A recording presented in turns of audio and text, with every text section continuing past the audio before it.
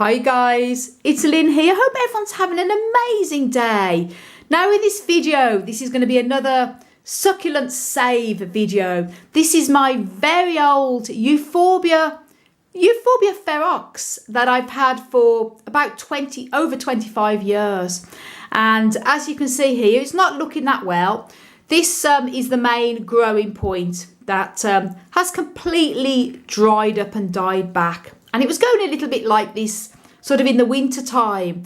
And I thought I was going to leave it, see how it goes. Sometimes they're very prone to this corkiness, which is very normal with these type of Euphorbia, especially very old Euphorbias. But as you can see, it's just gone up and up and up. And what I'm going to be doing in this video, this I think is pretty much unsavable. But it has got some good little arms on it coming out that I know I can save and repropagate as cuttings. And obviously Euphorbia succulents, there's a massive genus. And when it comes to propagating them, it really does depend on the type of Euphorbia. For example, this type of Euphorbia just produce lots of sort of offsets coming off as little arms, so it's easy to propagate. And this particular Euphorbia here, as I say, I've had for a very long time, must be over 25 years now. And it has done this before in the past. This was bigger than this at one time, and the top it also died back, and I had to propagate the arms. This is actually one of the propagated arm parts, but the plant itself, as its genetics, will be over 25 years old. So I'm going to show you in this video, if you have one of these type of Euphorbias and you notice that it's died back at the top, does happen. I don't really know what I've done wrong here. As I say, I've had it for many years, and I overwinter all of my Euphorbias at a minimum of about 12 to 15 Celsius, which is about between sort of 52 to 60 degrees Fahrenheit, because Euphorbias like to be kept they don't like to be kept below 10°C, which is about 50 Fahrenheit in the winter. And I haven't watered it at all. I've kept it dry, so it's not had any water. So it's early spring now, so I don't know what's happened, but it's done this before in the past. And a couple of years ago, it did have a case of spider mite that attacked the top of this, and I treated it with neem oil, and the spider mite completely went away.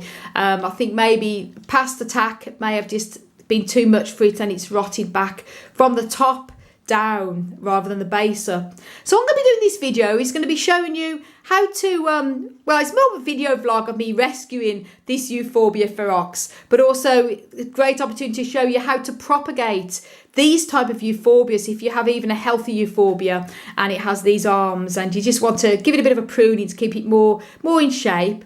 I personally love it when they grow like this with all hanging down, but as I say, I have no option but to propagate this because of what's happened to it. So good opportunity to show you how to propagate and also save your Euphorbia should this happen, hopefully not to yours.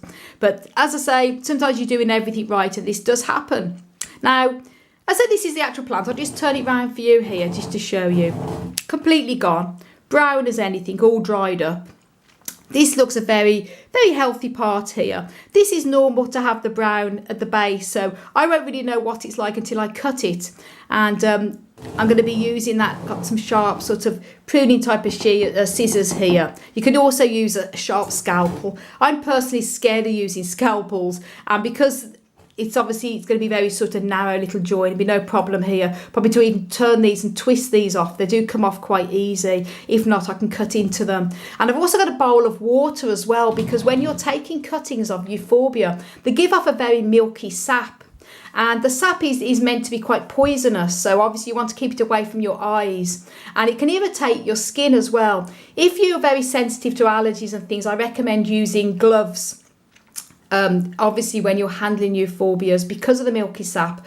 I'm not going to be using gloves because I've took cuttings from Euphorbias zillions of times in the past and I've never had a problem with my hands. But obviously I make sure I don't touch my eyes in any form, because there's stories, I don't know how true it is, but there's stories that people have gone blind from having sap on their fingers, then touching their eyes.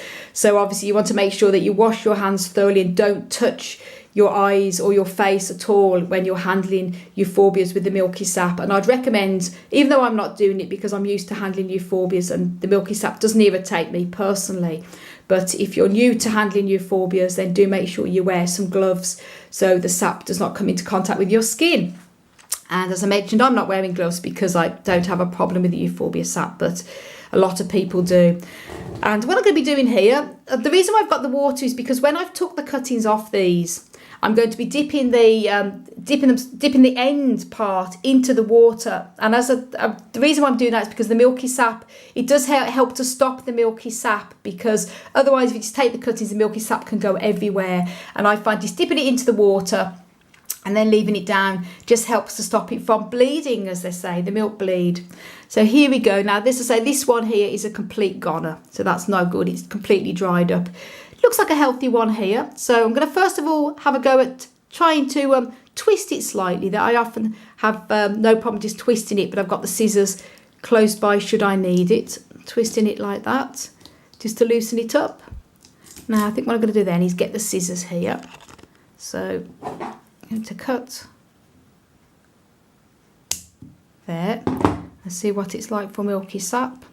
Now that's okay. Now that's pretty much okay there, but I'm going to sort of look at it again because I may have to cut it back in case the rot has gone into the base, and I want to make sure that it's fresh underneath that. So the next one here, I'm going to do the same again and twisting it slightly just to loosen. That's come away very easy also here. And as I say, I'm going to cut it now to show you what it looks like after I've removed the very brown part. And I'm going to do the same with this one here. Just gently, probably do this top one first. Twisting it, come away very easy again. So no milky sap with these, but you actually want to get the milky sap because that could be too, the rot could have spread into there. So I need to make a cut here and get to where it actually starts to bleed, and then treat it as a cutting, because if I potted it, may be okay, may root, but it's possible that there could be also rot in here. So this is going to be a bit of a delicate operation. There you go, and there's that one. So that's that one. This plant is a goner, unfortunately. So put that away, and I've got these 4 parts here. And now what I'm going to be doing, I'm just going to set the stand up so I've got both hands free, and I'm going to hold the camera, and I'm going to take cuttings then, remove the base, so get into contact with the milky sap. Now here we go, got a little plate to put the euphorbias on once I've cut them. And as I say, the reason why I'm cutting this is because I don't know if this is brown, how far up it is. So I want to make sure that it actually does bleed, so now I'm in contact with fresh flesh. So you want to make sure you use a sharp knife, as in this case here, and a clean knife. I've sterilised the knife with rubbing alcohol. And then I just want to take it as little as possible here, just to make sure that there's contact. Yeah, that's a very good sign. And that's a very good sign because here, as you can see, there's the flesh. And I just want to make sure, it can be very tough, the woody parts here. And the good news is, because this is fleshy here, I don't need to worry about cutting the others. I can pop them up as they are, because the woody bit at the bottom is not going to be an issue here. Decided to use some sharp scissors instead. These have also been sterilised because the knife isn't going to be sharp enough. So I just want to make sure I cut this. That's it. And look at that. The good news is I don't need to, these other ones now will also be pretty much fresh inside, so I'm better off leaving them because these are where the roots are going to come from. This one I just wanted to check to see how that it hadn't spread up, but it's perfect. And also about taking cuttings, give a bit of an idea. So there's the white milky sap. You want to dab that in there into the water, and that will stop the bleed as well. So just give it a bit of a swish around, then it should stop it from bleeding. And I can just leave that one there. And I think I'm pretty much sure these are going to be okay now, because these are the same as that one. I've potted up before when I've saved this plant before. I've pulled them off like this and I've potted them up and they've rooted no problem. I just wanted to make sure that this woody part has not really spread up. That's just natural to have this woody corkiness there. And as I say, I've tested with that one. As you can see, it's fresh and it's bleeding. So this one I'm going to have to wait until it calluses at the bottom for about a couple of weeks before I pot it up. So this is the only one I'm going to have to wait with. But these I can pot straight up now into well-draining cactus and succulent mix. And then I'm going to treat them then as cuttings. And that I'm going to be doing after this. So there we go. Pretty much okay. It's better that I leave that because then it means I can pot them up straight away and treat them as cuttings rather than cut into them. But as I say, I wanted to show you there, as I didn't really know till I looked into it what it was going to be like.